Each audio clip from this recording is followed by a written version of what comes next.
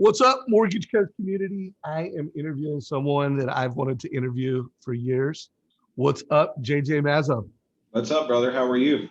I'm good, man. You don't know this, but you have been on my list of people I've wanted to have in the mortgage coach community for years. I've always heard such amazing things from you, from just people that are my friends, that are ballers. I've talked to loan officers that are like, literally what you said to them as a teacher and as a coach, like, changed their lives. And they're just like, dude, you need to know JJ. And I'm like, I know I need to know JJ, man. He needs to get on the mortgage coach team. So I'm really pumped to learn more about you, bro. Well, no, thanks, man. I really appreciate it. I'm humbled to be on here and, just share and help however I can help you guys as you guys have helped me. Yeah, well, you have that reputation of someone that just loves to help people, and I'm sure that's how you became so successful as a mortgage professional, and how you continue to just raise the game as a coach. And now, if I got this right, you're coaching, Yeah. and kind of the coach of coach for the cores, and you still have a team that is getting after it. Is that right?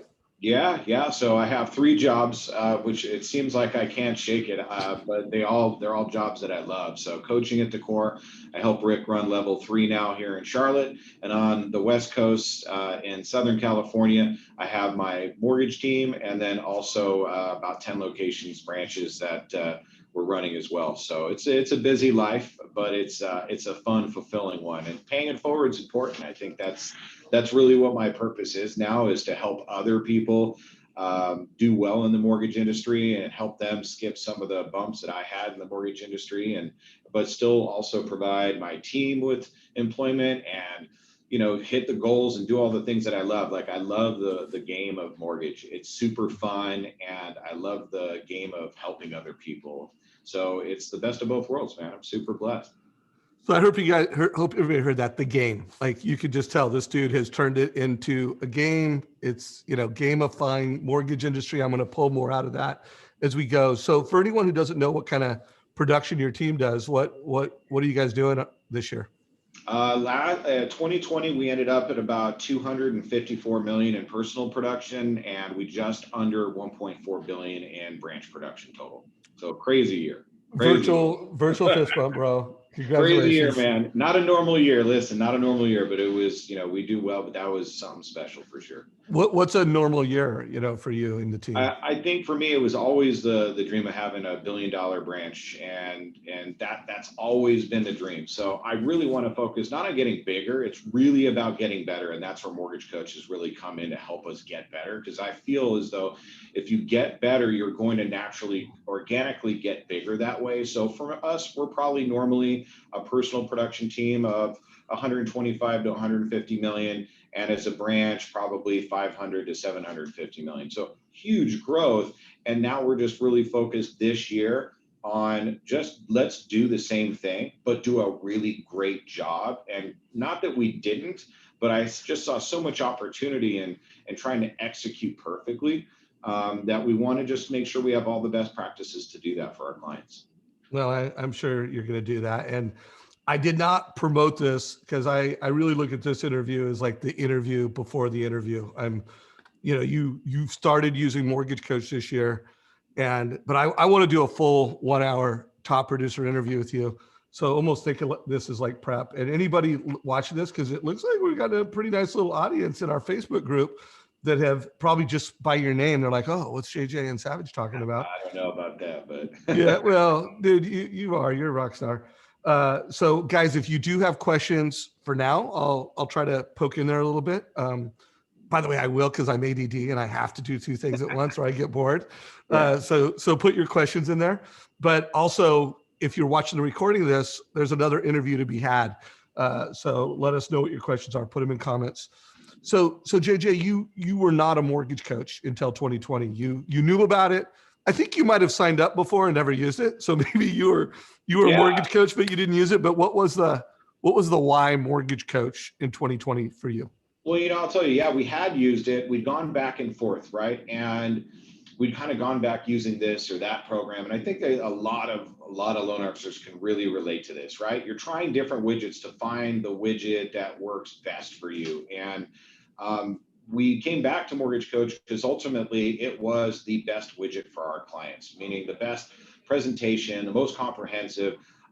It really covers the simplicity for someone like myself who just needs it really simple, and complex for someone like an engineer, mathematician, and those really high C type of clients as well.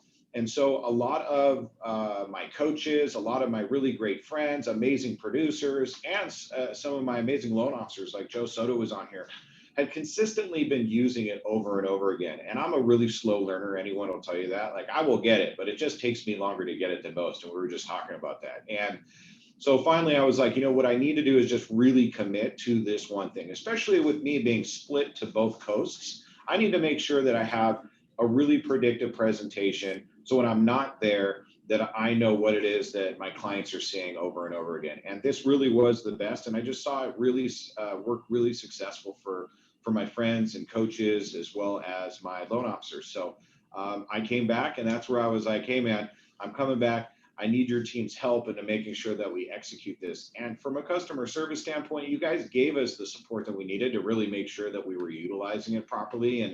And the other folks just weren't doing that. So I have to say, for me, who's really customer service based, you guys did a great job there, just outside having a really great presentation software. Well, thank you for that. And my takeaways from that is you wanted to scale. So this was a year where you wanted to not only scale production, but you wanted to scale your leadership opportunities. And you knew there was a better customer experience, like you had been proven to you. And if you were going to scale, you needed to adopt. And I do want to compliment you and your team, because I've never seen the formula that you followed not work. And that is, you like said, I'm going to do this. You assigned someone on your team to help you implement it. So you had the decision, you put the people around it, and then you put a process. And we helped you with the process, but you know, that burning the boat, like, let's make a decision and then let's make it right. That's how success happens. I do see so many loan officers and producers kind of like, oh, we're going to test this. And guys, if you're going to test something, like, okay, we're going to do this for 30 to 60 days, and we're going to create 100 TCAs, or we're going to create 20, and then we're going to evaluate. Okay, that's a cool test. But like, I see so many loan officers are like, oh, I know I should use my CRM, and let me try it out and see how it works. You know, dude, it freaking works. It just, what are your thoughts on that when you're coaching loan officers?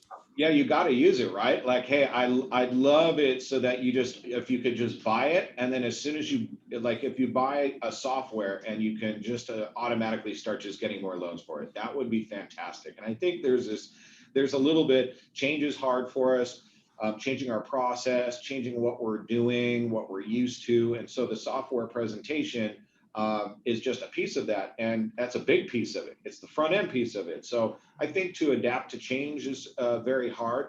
And I think to committing to something and committing to change is hard. And I see it on the coaching side. At the core, what's the difference between the 220 people that became millionaires in the program versus the others? And it's really just committing to the process and committing to what needs to be done all the time and doing it over and over again. And so this was just one of those pieces that we needed to add. And the reason you saw the commitment and the implementation and doing that is that's what we're about in the core. So I was like, dude, then we need to make this part of it. Let's just do it and do it now. And we talked about it every single week, and we tweaked it every single week until it was part of our plan. And it's one of those things that we don't want to change, and then you put it as part of your process, and now really it isn't the change. It's just the new process, and it's part of something you do all the time.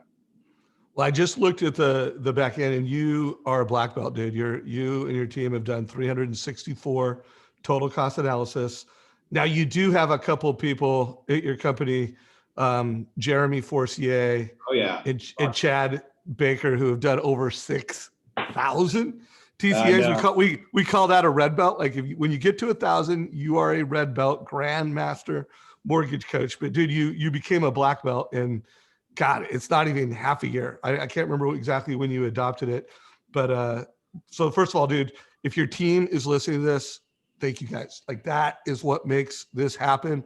And adopting, when you're super busy and you're doing a lot of production, adopting a new process, adopting a new technology, it's not easy. Like, I think we have an easy interface, and there's a lot of different ways to create a total cost analysis, but it's different. Tell me if you agree with this. And I almost want this to be like where we're given leadership, whether we're talking CRM, we're talking mortgage coach, we're talking video. Uh, it's like you got to do 20 reps. I think it's 20 reps. Like if you're a real fast learner and you got good keyboard skills, like you're a millennial, maybe it's when it comes to tech, it's 10 reps. But if you're not a millennial and like computer whiz, it's like 20 reps and not like in 2 months, like 20 reps in 2 weeks. What are your thoughts on that?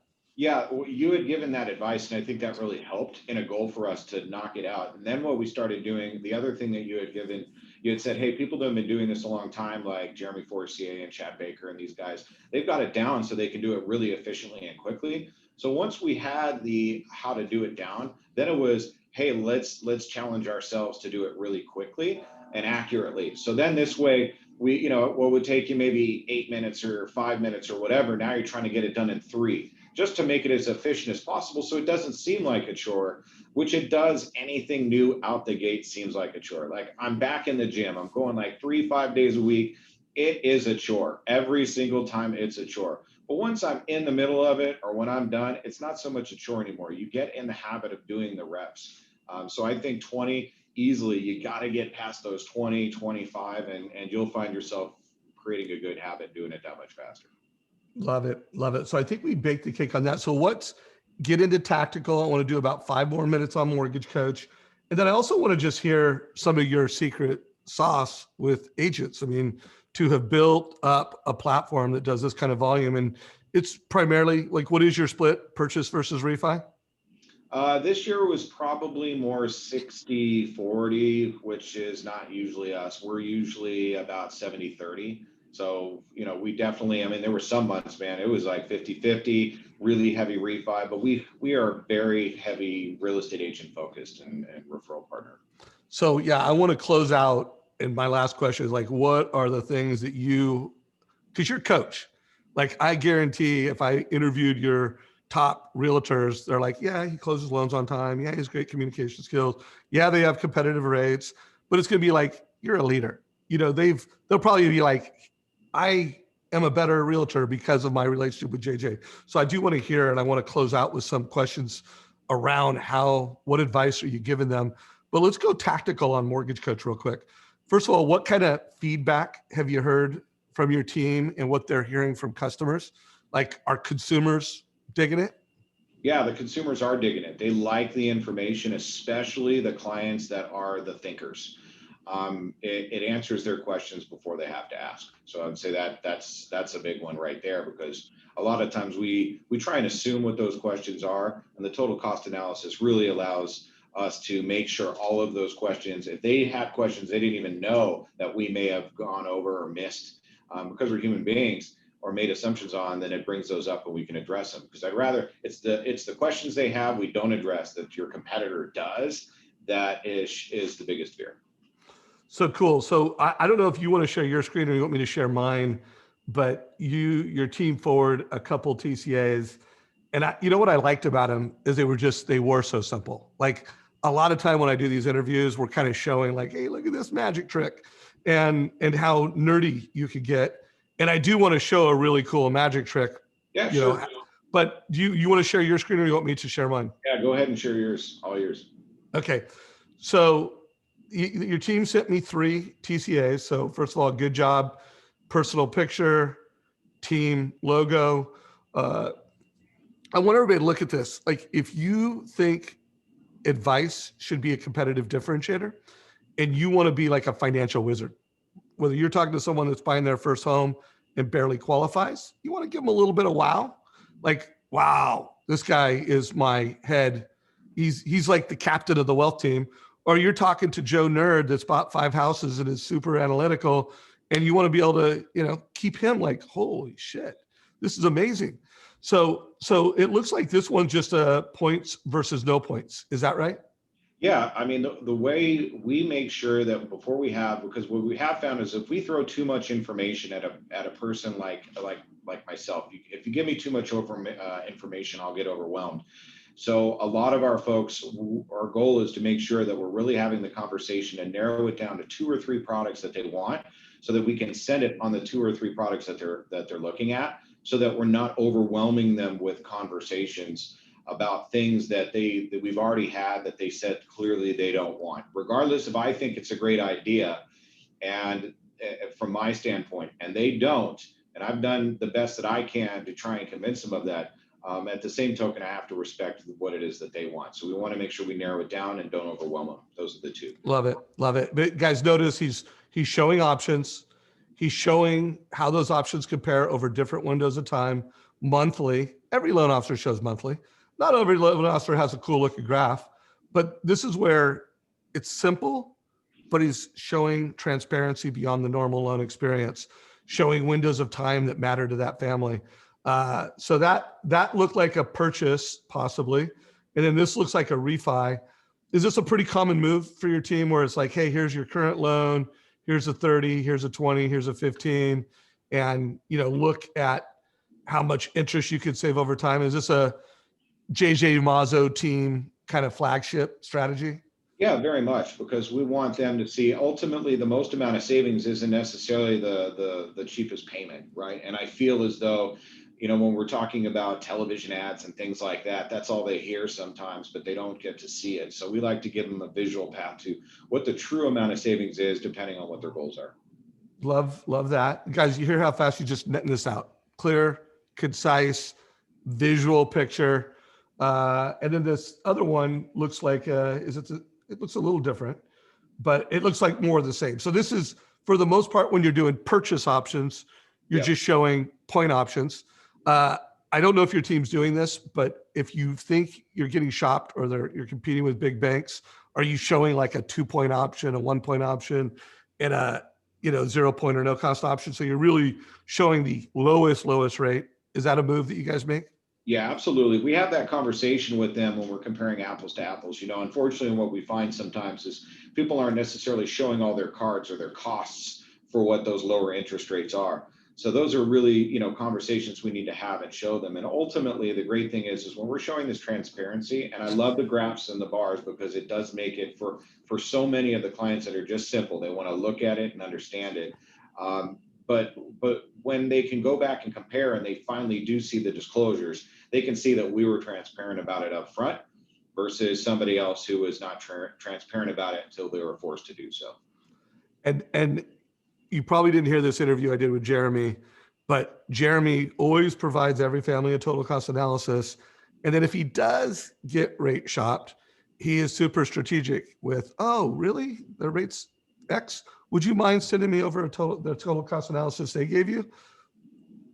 Oh, and Jeremy, it'd be like a long, uncomfortable pause. Yeah. They would almost be like, hey, are you still there? While he like takes control. And then he's like, oh, they didn't give you one of those? They didn't show you the cost over 5 years? They didn't compare it to anything else? Like, so guys, this is good service, like what you're hearing and how you're hearing this described. It's good service, and it's also sales strategy. So I'm actually going to show up a Jeremy strategy because Jeremy is, I don't know, I put Jeremy in the category of like edutainment. You always learn something and you're entertained along the way. Jeremy also puts a video on all of them. I didn't see a video. Have you got to video status yet? No, I don't think we have. Well, we're going to have to talk about that. But again, black belt training, guys, highly recommend you put a video on it. And then this is another move that we recommend. This TCA is a little dated, you'll notice by the interest rates. But Jeremy and a lot of mortgage coach loan officers will say, hey, here's your current loan. Here's your new loan. You'll see what the monthly savings is. And what if we invested that monthly savings? Like, what if we took that monthly savings and every month we prepaid it? And you can see in this case, the client would pay off their house in 25 years. Are you guys doing that move at all with refis? Yeah, I think that's a fantastic no. So these are the little things that I think diving deeper is a huge help, right? Reinvesting and showing them. Now, these are things that I've always done manually. So this is a great example. You grab a calculator and I'm meeting with them face to face or a Zoom meeting and I'm doing this manually, but to be able to take it and turn to a visual, these are the type of things, exact reasons why we're using your program. Love it. Love it. Well, I'm going to show a couple other strategies of loan officers. This is Amber Kovarik. I interviewed her a few months ago. It's in our YouTube channel. She puts a video on all her refis, and she does that same Jeremy strategy. Like, hey, here's your monthly payment.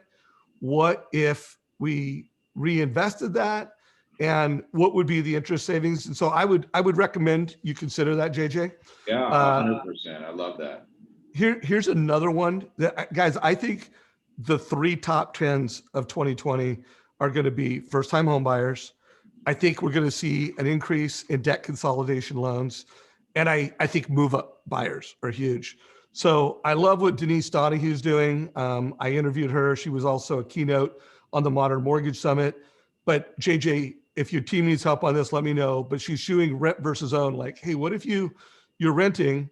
And then what about purchasing at different loan amounts? So they're like looking at different purchase prices. What's the monthly impact? Because this is where the mortgage coach leaves everybody else in the dust and changes the game. What's it look like monthly? What's it look like over 5 years? And what is the net worth impact over 10 years or 15 years? And now you're showing the transformational value of homeownership. What are your thoughts on that one, JJ? Yeah, I think education's key, right? And the rent versus buy is everything, especially with the cost of money right now, for people to visually be able to see what it is. And my niece is going through this right now, trying to buy a house her first time, and there's so much anxiety around it. But people don't have any anxiety about paying rent, which is really weird that you'd have anxiety about paying money to someone to help them pay off their mortgage and they get to keep all the upside versus being able to pay down a mortgage for yourself and being able to keep all the upside. So I think to visually show them what that is and their increase in net worth is a no-brainer. So, and this is going to transition nicely to a couple of questions I'm going to ask. I want to show one more strategy, but I want to make sure every loan officer netted this out. Instead of like trying to talk a first-time home buyer into, buying their home now and paying the price they need to pay to get the house, because usually first-time home buyer purchase prices are some of the most competitive in the marketplace, that you're showing them the net worth over time, family hits their goals. And then guys, you're also providing a value to the agent where, hey, closing loans, getting first-time home buyers to buy now and make the right offer is like herding cats.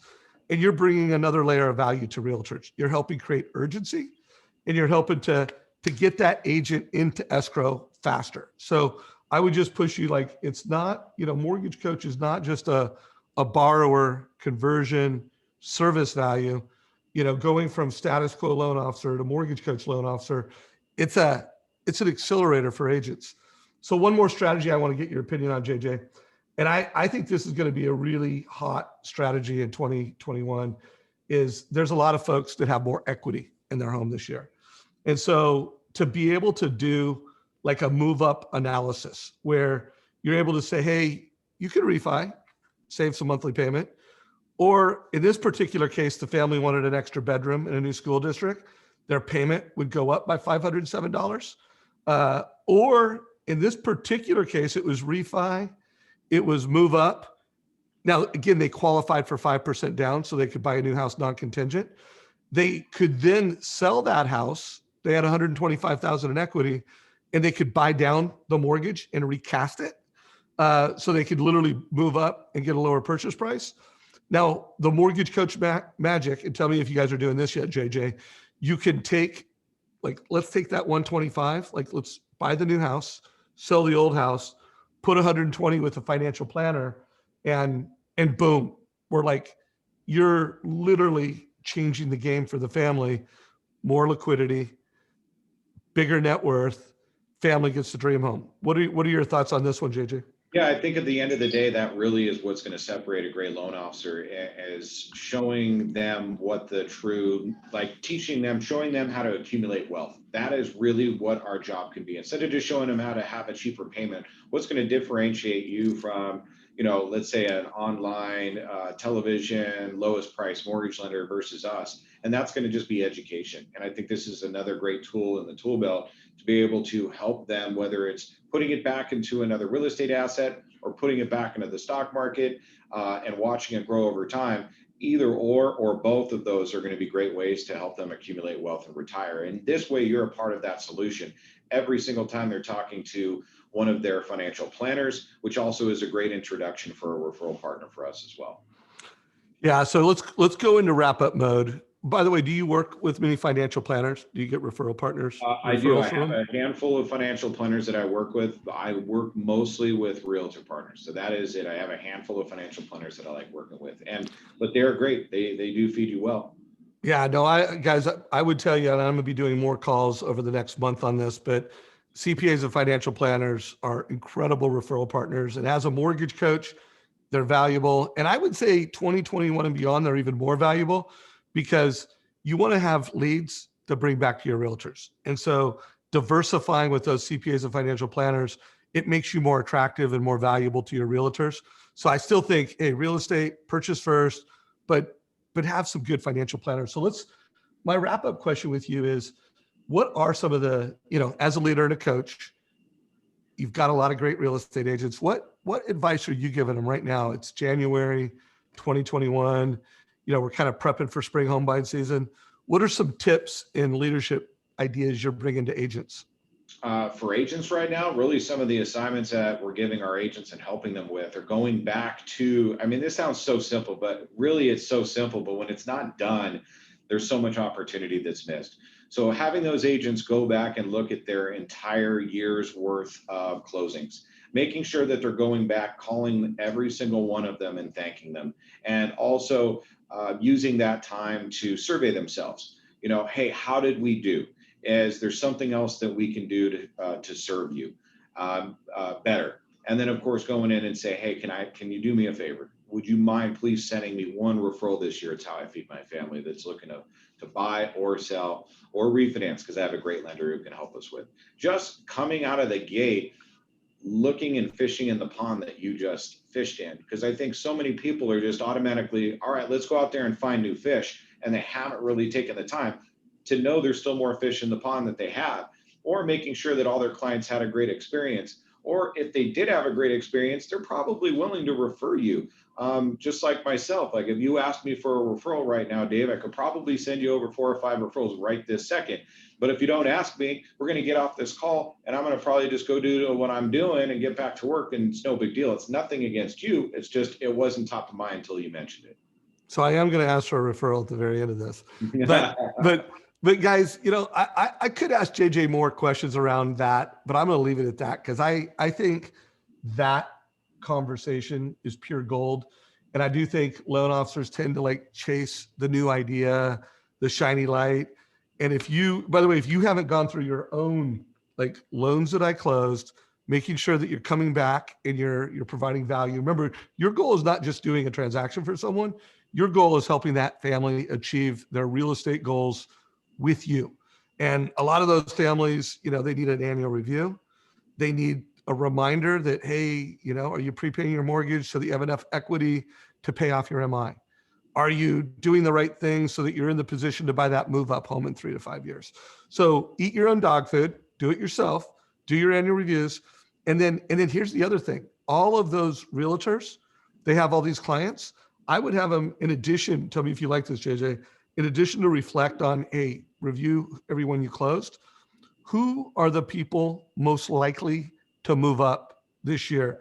And what about the idea of literally just ask for 6 of all the loans or all those homes that you've sold, who are the 6 families that you think between their equity position, how long ago it was you sold their home, they are most likely to be in the move up category? And I want to do one of these move up analysis for them. I'm going to come into it super humble, not trying to sell them, but I just want to be hey, based on your current equity, based on your goals, what does it make sense? What do you think about asking for just 6? Who's most likely to move up? Is that a good idea? I think that's a great idea. I listen, I think that's the biggest miss is people asking, right? Hey, what are those 6 that I can call and help and give them show them the move up cost analysis? The biggest issue we have, I think, for all of us sometimes is just not asking. What is it going to hurt? They're going to say no. Well, you end up with what it is you had if you didn't ask at all. Love it. So guys, thank you for everybody that jumped in. Pretty much just JJ's a rock star, must see TV, stud. We want questions. I mean, we know he's a rock star stud. JJ, as we close this out, any last words of wisdom you have? You know our community. You've watched some of the interviews. There's new loan officers that are brand new in the business watching this. There's everybody had a record-breaking year. So what are your closing thoughts for everybody? Yeah, my closing thoughts are, as interest rates go up, whenever that is, we all know that they will, that really what's going to separate you is being an advisor to those people and having a really great process that's memorable to them and them feeling like you brought added value. This is going to bring you all of that. The other thing is making sure that if you're kind of using it, you got one toe in the water and one toe out, man, just commit to it and use it. And like you said, do about 20 of these, get them behind your belt, and you're going to find that you're going to find it's a lot easier to use. And most importantly, I'm a big proponent of getting a coach and just being coached. If you want to get better, I did it wrong for 13 years, and I'm still doing it wrong. I'm just doing it a little bit less wrong. But the results that I got in the years having a coach were a heck of a lot better than when I was doing it by myself. So that's always a recommendation that I have. And if anybody wanted to follow you on social media, go to your website, just know more about you, what's the best way for folks to reach out to you? Yeah, just you guys can reach out to me on Facebook or Instagram, just JJ, the initials, and Mazzo, Mazzo, or you can email me at jj@thecoretraining.com. Right on, man. Well, hey, it is an honor and a pleasure to have you as a leader in the mortgage coach community now. You're just talking to you, like this is the first time I've interviewed you and gone through the TCAs. And it's just clear that you are practical. You're lean and smart with your words, and you care. You're just like, I just want to do the right thing by people. So I hope people got that. I hope if you're a brand new loan officer in the business, you should get on the mortgage coach team, just because you will be smarter and you will look smarter to the family.